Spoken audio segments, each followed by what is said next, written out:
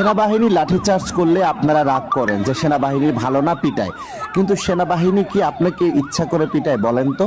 সেনাবাহিনী কোনো সৈনিকের সাথে কি আপনার ব্যক্তিগত কোনো শত্রুতা আছে? কখনোই না। বাস্তবে একটা ঘটনা শুনুন। আমরা বাঙালিরা এত অতি উৎসাহিত যে কারণে আমরা জায়গায় জায়গায় মার খাই। এ দেখুন, সংসদ ভবন এলাকাতে মূলত ওসমান হাদির সেদিনের জানাজা নামাজে অংশ নিয়েছিলেন।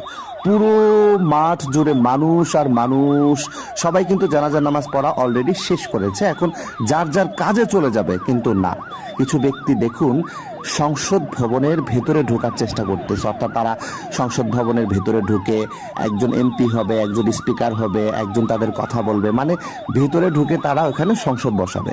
তো এই সময় সেনাবাহিনী এখন কি করবে বলেন তো? এখন সেনাবাহিনী যদি সেখানে বাধা দিতে যায়, শুনবে না, এদিক দিয়ে যায় ওদিক দিয়ে ঢুকে, এদিক দিয়ে বের হয় এই দিক দিয়ে ঢুকে। এখন লাঠি যদি চার্জ করে তখন বলবেন সেনাবাহিনী খারাপ। কিন্তু বলুন তো, সেনাবাহিনী কি ইচ্ছা করে কখনো আপনাকে পেটাবে? তার কি ব্যক্তিগত শত্রুতা আছে আপনার সাথে? কখনোই না।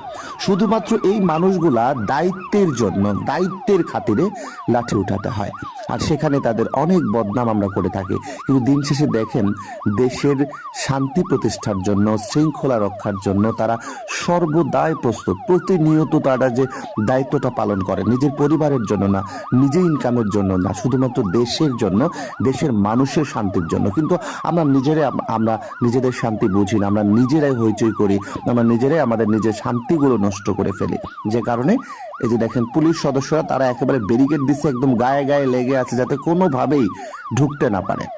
কিন্তু কোনোভাবে মানুষ মানে না। বাঙালি আমরা এত অতি উৎসাহিত, যে কারণে আমাদের জায়গায় জায়গায় মার খাইতে হয়।